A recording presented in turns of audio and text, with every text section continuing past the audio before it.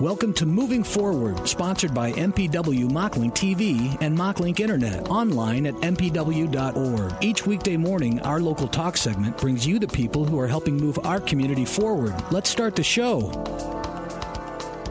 Good morning, AM 860, FM 95.1, KWPC. I'm Jordan Davis. Thanks for joining us here this morning for Moving Forward on this Monday, September 17th. We're glad to be here with you. And once again, remind you that it's brought to you by Muscatine Power and Water. Experience the best value in entertainment and connectivity with Mocklink Internet and TV from MPNW.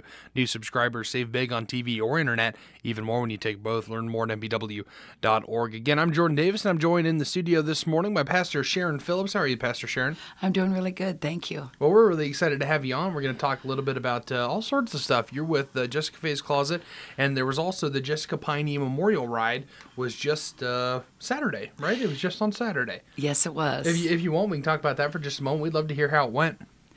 Well, it was a wonderful morning, and there was like 70 motorcycles that showed up, 5 bands in the evening. It was just a time where everybody really cared. The Christian Motorcycle Association were the ones that said the blessing. And then I kind of talked about the closet because some came because of the Organ Donor Network, and some came because of Jessica Faye's Closet. And people are pretty amazed about our community and what we have going for a free clothing closet, and they can't get over that. And even you have different organizations that have what they have because of the needs. Every one of them have a certain need. But the need that had 6 children that had nothing for Christmas, this is the truth. This was something that it had to be either a God moment or a connection. But anyway, through it all, we took the presents over. We had an old Christmas tree. This family was so happy, but it sparked something in my heart. And it made me so happy. And I got together with Matt and Tanya. I told them the story. And I said, I truly believe we need to do something in Jessica Faye's honor. And so that's how it started with the Jessica Faye's Closet. And it is ran by all volunteers. It is now ran, it'll be 20 years in December that it is ran in Muscatine, Iowa. And the people that give us the clothes, they'll say, we want these given away free. Now, we know that some organizations, they use that money for a good cause, but this is just one little spot in Muscatine where they said, we want you to give it away free, and it's grown bigger than we ever imagined.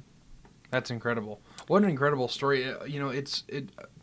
To have something like that come out of such a tragedy, that's a beautiful thing. To be able to then say that you're helping provide folks, and especially a lot of kids, with clothing that they need, and for nothing. For no charge.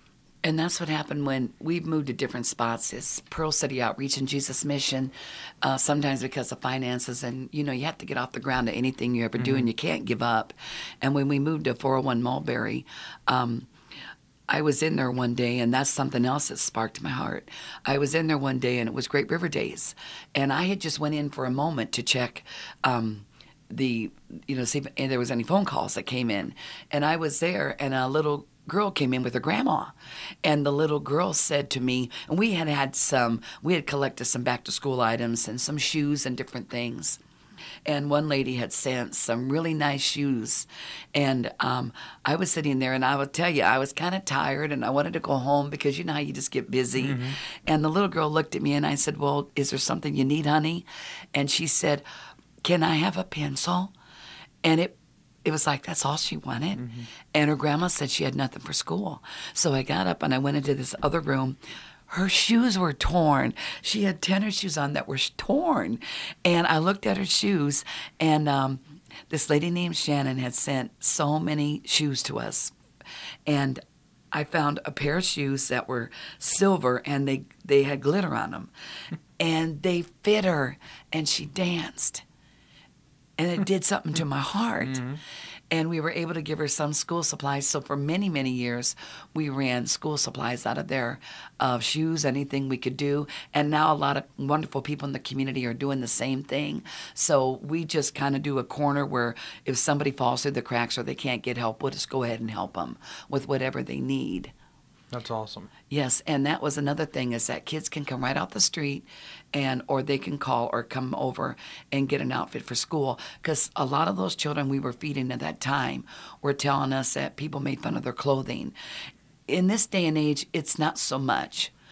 And it's different than when I was younger and you had to have a certain outfit, or, but more and more it's almost like anything goes. So it's not so hard on kids. But I don't think any child should go to school with torn shoes and a bad outfit, or holes in it. Holes is pretty popular now, but in a way that they don't want it, where we have so much to give. So many people have been kind, and we get calls from Moline and Bettendorf and Davenport and Burlington. We'll get calls from places we don't even expect, and they'll say, we heard about this in Muscatine, Iowa. Would you come get our things? So we're surprised. We're shocked at the response. That's incredible. That's really cool that folks have taken such a liking to this little clothing closet here in Muscatine to help, because exactly what you're doing is you're giving folks clothing for free. You're helping out that one individual or that one family that might need it, whenever it's absolutely a necessity. That's really cool. Well, you can have a controversy over anything you do, though. And that's just part of life. And you have to listen to it and decide whether it's good or bad, or whether it's going to help you or not.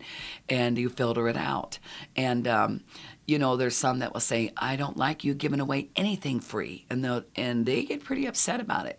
But if you've never been down the road, the people that normally will help us is somebody that has had a very hard life, and they know what it's like to be made fun of. And they'll come along and they'll say, well, we just want to give this. And you have to respect everybody and their opinions. But to me, when I see those kids happy, or I see an elderly woman where she'll have something like, we get a hospital bed in, or we get a commode in, or whatever we get in, and you see them so happy, and maybe they can't get any other kind of help, or you get a couch to somebody that has nothing in their living room, we have to stop and think. Rent's gone up, and the people that are getting these checks, they're not making ends meet. The average elderly person makes between $16 and $22 a month in food stamps. Many elderly people will tell you, and I know that I have the right to say this, I have worked for the Pearl City Outreach 25 years, that a lot of them live on ramen noodles, and they live on macaroni and cheese. That should not be so. There should be more that we should do to help elderly people. And And then some people will get more that shouldn't get it, let me be honest. And sometimes it's like, well, why did they get so much? And this person that worked all their life and they're on this low of income get this much. And then you see, and so they love to come in there shopping. Oh, my Lord, they get a good book. They're so happy. And they just don't have the money. And they look at it like a store. They can't wait to come in and browse around and see what else has come in. Our biggest problem is we're not big enough. We need a bigger place. We just can't afford to do so. Mm-hmm. But this thing could go really big because there's a lot of places we help, and not just in Muscatine, but we help at the Pine Ridge Indian Reservation. We go out there twice a year with an overload of clothes because you can't have a fire hazard. So we have to load up and take things out there. But they're desperate. They're really poor. You got Pine Ridge where there's Kyle, Wounded Knee, and you get into the Pine Ridge area, you will see how poor they are, and they know about Muscatine. They are so thankful. So it's good to get the word out of what you can do to help someone in great need. Mm-hmm. That's incredible. And it's an interesting thing to think about, just how much just this little bit, it can be so impactful in folks' lives. Like you said, that little girl dancing, just getting a new pair of shoes. That's incredible. Just the impact that it can have.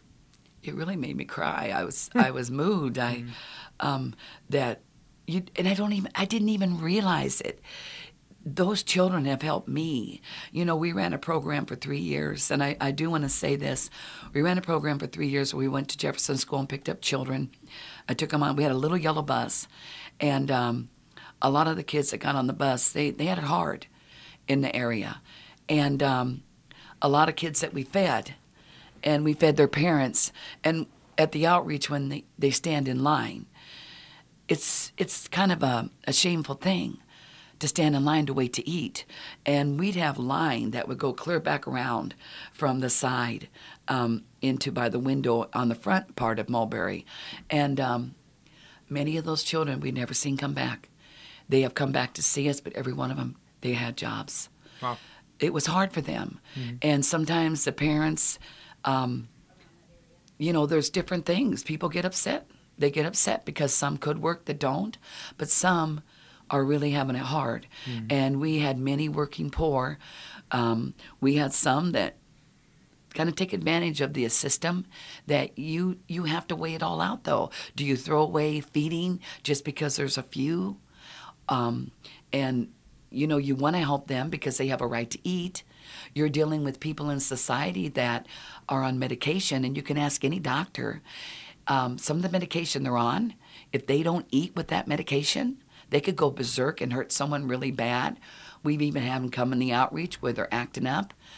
You give them a hot meal and a cup of coffee, you watch them come down, and they'll just calm down all at once. But you wonder if certain things provoke that because they took their medication without food.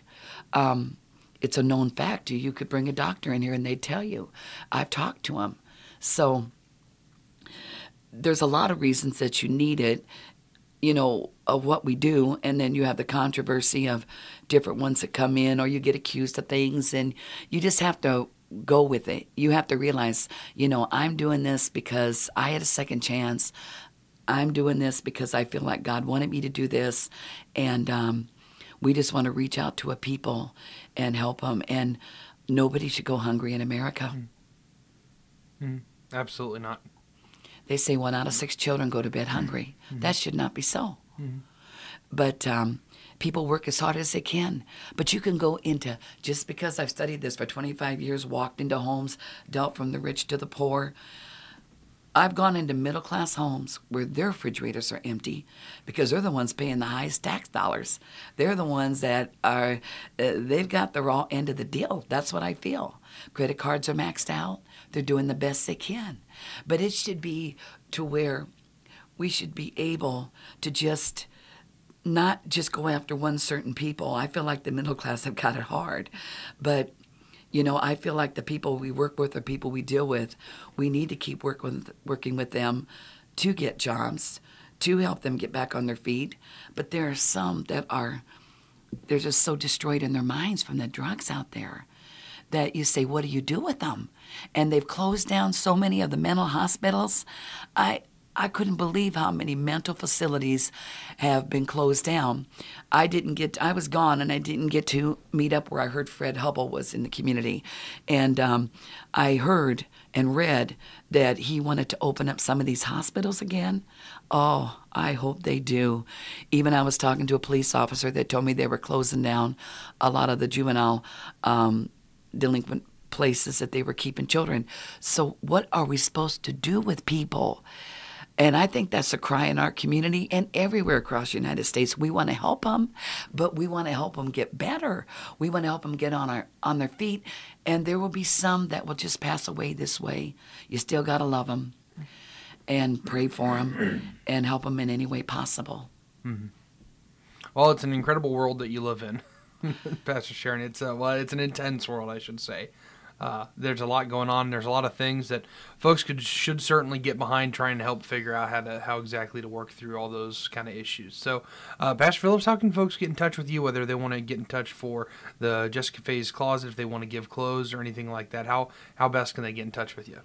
Well, my home number is 563-264-3805. And my cell phone is 563-554-5430. And the outreach is 563-264-5430. And we work with all volunteers. So sometimes it might be good to call my home number and leave a message, because when you're working with so many volunteers, they do the best they can. It's amazing how many people have come along, and there's like 15 at the closet that are so faithful, and they work at it like it's a regular job and they get paid. So the volunteers too is that sometimes you just might have to call my number too and leave a message to me, and anything would help us, and we appreciate it. And nice tennis shoes and socks and clean underwear for children. We get asked for that a lot, and canned goods, because we do food. We don't compete with anybody in town for our food pantries.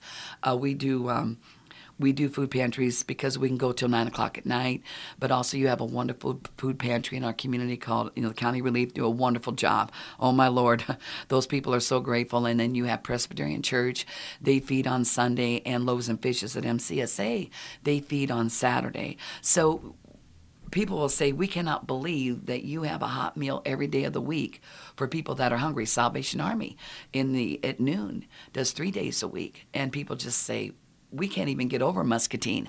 I don't even think, and I've had people say they've went all over and have never seen what we have set up here. But I don't think people understand it, but I believe they will. Mm-hmm. Mm-hmm. That's awesome. Well, Pastor Sharon, thank you so much for coming in and sharing with us today. We really appreciate having you on to talk about some of the issues that we're facing, and also the awesome things that you're doing with Jessica Faye's Closet and getting folks hot meals too. That's incredible. Well, I appreciate you, and I appreciate you allowing me to be on the air today. Yeah, well, thank you so much, Pastor Sharon Phillips, joining us. She works with Jessica Faye's Closet, and you're also, where do you pastor? Jesus Mission. It's right Jesus on the same, Mission. but we had to separate it as community and faith. So right. We have two different entities but it's right there on Mulberry at 513 Mulberry. Excellent, excellent. Well, thank you, Pastor Sharon. It's been a real pleasure having you on the show this morning. Thank you. That's been Pastor Sharon Phillips joining us here for Moving Forward this morning, brought to you by MP&W. Mocklink Internet and TV are the best value in entertainment and connectivity, and getting better with world-class fiber. Subscribe now and you'll get fiber when it comes to your neighborhood. Learn more at mpw.org. Again, I'm Jordan Davis. This has been Moving Forward here on the voiceofmuscatine.com.